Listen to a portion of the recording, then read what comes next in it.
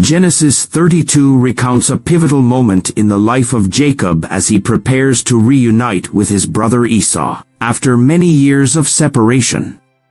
The chapter is often divided into two key sections: Jacob's preparation for meeting Esau and his wrestling with God. Before we start, we'd like to ask for your support. If you enjoy our video, please hit the like button. This will help us reach more people and create content for you. Now let's get started with today's video. Jacob's return to Canaan, Genesis 32 verses 1 to 2. Jacob has been away from his homeland for over 2 decades, residing in Haran with his uncle Laban. After enduring years of toil, marrying Leah and Rachel, and building a large family with many children, Jacob decides to return to the land of his fathers, Canaan.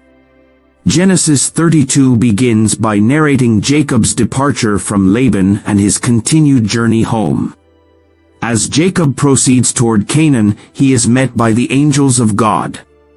This encounter is brief but significant. In this period of Jacob's life, he is constantly reminded that God is watching over him. Upon seeing the angels, Jacob declares, "This is the camp of God," and names the place Mahanaim, which means 2 camps.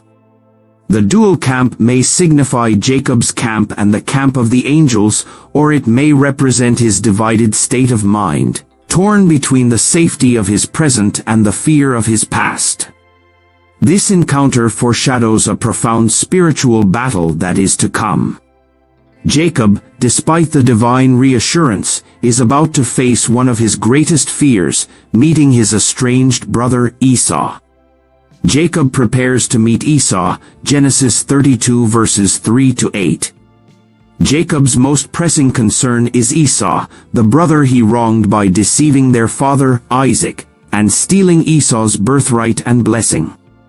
The last time Jacob saw Esau, Esau had vowed to kill him. This threat looms large in Jacob's mind as he draws closer to Canaan.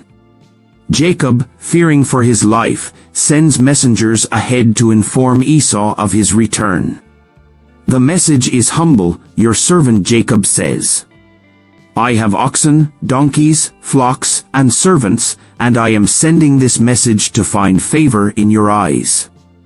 By referring to himself as Esau's servant, Jacob adopts a posture of humility, hoping to placate his brother's wrath. However, when the messengers return, they bring news that Esau is coming to meet Jacob with 400 men. This alarms Jacob, as such a large group suggests that Esau might be preparing for violence. Terrified, Jacob divides his family, servants, and livestock into 2 groups, reasoning that if Esau attacks one camp, the other might escape. This division echoes the earlier naming of Mahanaim. Once again, Jacob is operating with the concept of 2 camps, one camp of safety and one of danger. This physical division mirrors the inner conflict Jacob is experiencing, torn between faith in God's promises and fear of his brother's vengeance. Jacob's prayer, Genesis 32 verses 9 to 12. In his moment of fear and uncertainty, Jacob turns to God in prayer. This is a significant moment in the narrative because it reveals Jacob's reliance on God during a time of crisis.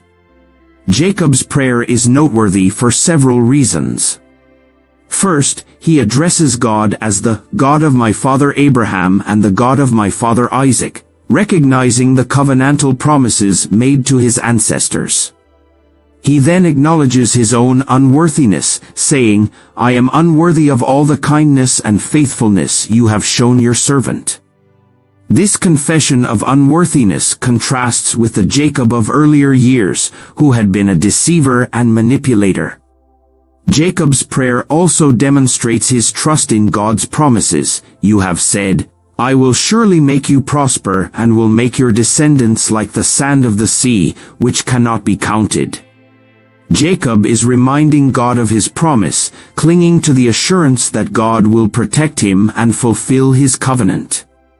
This prayer is a model of humility and dependence on God.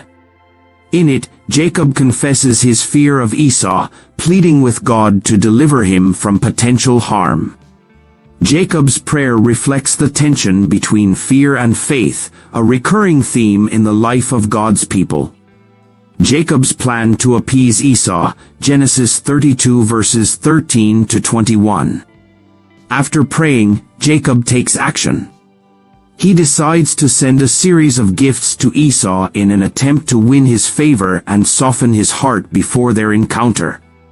Jacob's strategy involves sending waves of livestock, goats, sheep, camels, cows, and donkeys, each group led by a servant, with specific instructions to tell Esau, "They belong to your servant Jacob.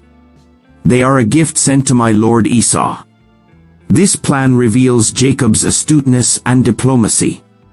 By sending gifts in waves, Jacob hopes to overwhelm Esau with generosity, demonstrating that he comes in peace.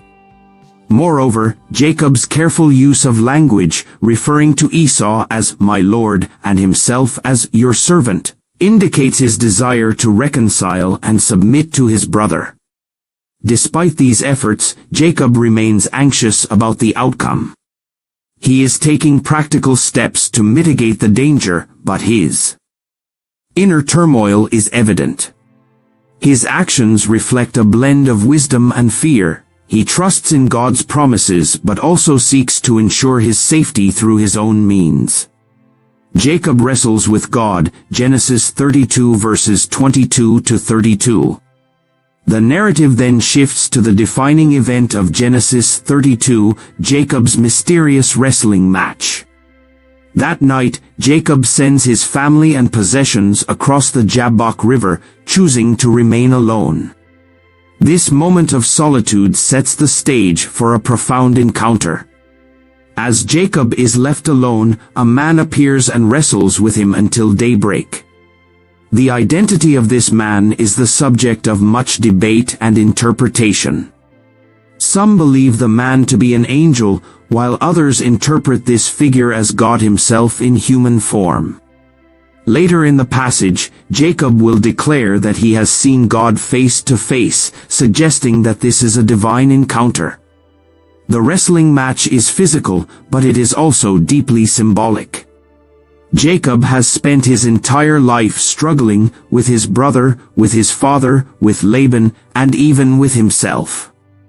Now, in the dark of night, Jacob wrestles with God. The struggle lasts for hours, and neither prevails until the mysterious figure touches Jacob's hip, dislocating it. Yet even with his injury, Jacob refuses to let go, demanding a blessing. This moment is a turning point for Jacob. His persistence in holding on to God, even when wounded, reflects his deep desire for transformation. The man finally blesses Jacob and gives him a new name, Israel, which means he struggles with God or God prevails. This new name signifies a fundamental change in Jacob's identity.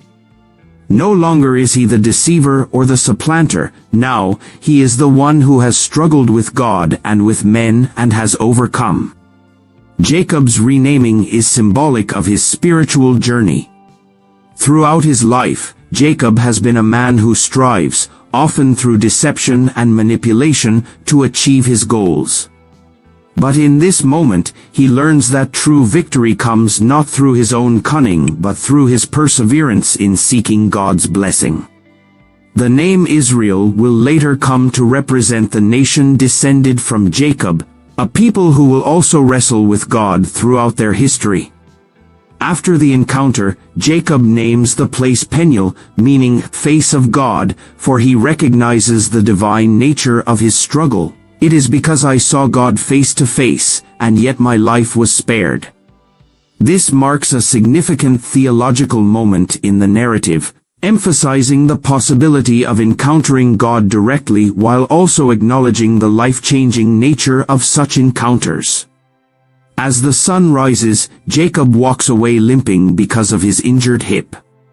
His limp serves as a lasting reminder of his encounter with God. It is both a physical mark of the divine touch and a symbol of the transformation that has taken place within Jacob. From this point on, Jacob is a changed man, both blessed and humbled by his wrestling with God. Conclusion and theological reflection. Genesis 32 is a rich and multifaceted chapter that reveals deep truths about human nature, spiritual transformation, and the character of God. Jacob's journey is one of both external and internal struggle. Externally, he faces the threat of conflict with his brother Esau. Internally, he wrestles with his fear, guilt, and desire for God's blessing. At the heart of the chapter is the wrestling match between Jacob and God. This encounter can be understood as a metaphor for the spiritual life. Just as Jacob wrestles with God, so too do people wrestle with faith, doubt, fear, and hope. The struggle is not easy, and it often leaves scars, but it is through this struggle that transformation occurs. Jacob's new name, Israel, is a testament to the power of persistence and the importance of seeking God's blessing, even in the midst of adversity. The limp with which Jacob walks away from his encounter serves as a reminder that spiritual growth often comes with pain and difficulty. Yet, it is through these struggles that one can experience the presence and power of God. The chapter also emphasizes the importance of prayer and reliance on God's promises. Despite his fears, Jacob turns to God in prayer, acknowledging his dependence on divine protection. His prayer serves as a model of humility and faith, demonstrating that in moments of crisis, one must rely on God's faithfulness rather than solely on human strategies. Please subscribe my YouTube channel. I hope you like this video. Thank you.